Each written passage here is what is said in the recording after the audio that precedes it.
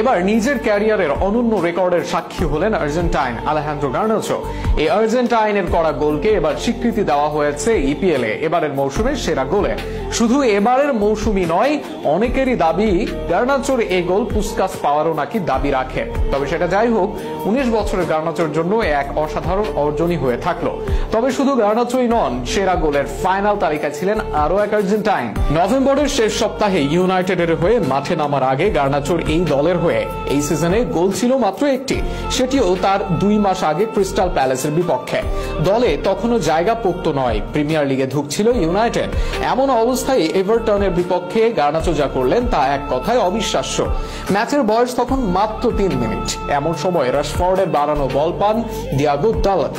এই right back সেখান থেকে ক্রস বাড়ান গার্নাচোর উদ্দেশ্যে। খালি চোখে মনে হচ্ছিল বলের নাগাল পাবেন না গার্নাচো। অনেক স্ট্রাইকার হলে এখানে চেষ্টাটাও করতেন না। তবে ব্যতিক্রম ছিলেন গার্নাচো। বলটাকে নিজের অবস্থানে বানিয়ে নিতে নিজ জায়গা থেকেই করলেন এক ওভারহেড কিক, যে বাইসাইকেল কিকে গোলরক্ষক পরাস্ত। 3 মিনিটেই যেন ম্যাচের মোমেন্টাম নিজেদের দিকে আনলো ইউনাইটেড। পরবর্তীতে ইউনাইটেডের হয়ে এই সিজনে সব মিলিয়ে করেছেন 10 গোল ও 5 অ্যাসিস্ট। ভালো খেলার পুরস্কার স্বরূপ পেয়েছেন জাতীয় দলেও ডাক। তবে এই মুহূর্তটাই গার্নাচোর এই সিজনের সেরা মুহূর্তই হয়ে থাকবে। এবার সেই সেরা মুহূর্তের পুরস্কারই পেলেন এই আর্জেন্টাইন। তার করা গোলকে এবার ইপিএল এর সেরা গোলের পুরস্কার দিল ইংলিশ প্রিমিয়ার লিগ।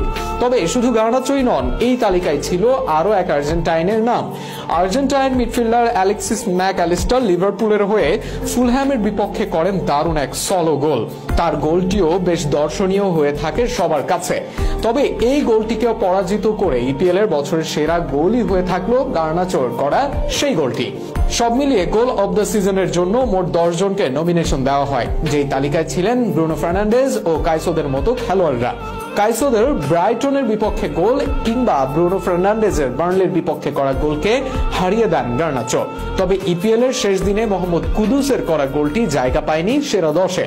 বর্তমানে কোপা আমেরিকার দলে আছেন এই আর্জেন্টাইন লেফট উইঙ্গার। কোপা আমেরিকাতেও তার থেকে এমন দৃষ্টিনন্দন গোলেরই প্রত্যাশা করবেন আর্জেন্টাইন সমর্থকরা।